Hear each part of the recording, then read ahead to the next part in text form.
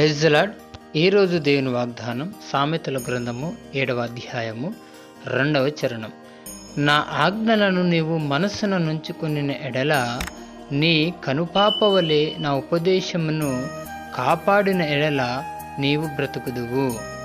ఇదిగో దేవుడు మనతో మాట్లాడుతున్నాడు. ఎందుకంటే నిశ్చయంగా దేవుని ఆజ్ఞలను మనం మనసులో ఉంచుకొని ఇదిగో మనము దేవుని యొక్క ఉపదేశాన్ని మన హృదయంలో, మన మనసులో, మన నోట మనం భద్రపరుచుకున్నప్పుడు నిశ్చయంగా మనము బ్రతుకుతామంట. బ్రతకడం అంటే ఈ లోకంలో జీవించినంత కాలం మాత్రం కాదు, కానీ ఈ లోకాన్ని విడిచిపెట్టిన తర్వాత కూడా నిరంతరం ఆ యొక్క నిత్య రాజ్యంలో మనం ఉంటామని ఈ లేఖన భాగం ద్వారా దేవుడు నీతో నాతో మాట్లాడుతున్నాడు. కాబట్టి నిశ్చయంగా దేవుని ఆజ్ఞలను మన హృదయంలో నుంచుకొని తన యొక్క ఉపదేశాన్ని నిరంతరం మనం ధ్యానిస్తూ మననం చేసుకుంటూ ఆ రీతిగా మనం వర్ధిల్లినప్పుడు నిశ్చయంగా మన యొక్క దేవుని యొక్క నిత్య రాజ్యాన్ని మనం స్వతంత్రించుకుంటామని ఈ లేఖన భాగం ద్వారా దేవుడు మనతో మాట్లాడుతున్నాడు. కాబట్టి ఈరోజు దేవుడు మనతో మాట్లాడుతుంటే ఈ లేఖన భాగము నా జీవితంలో నిశ్చయంగా దేవుడు జరిగించి ముగించును గాక.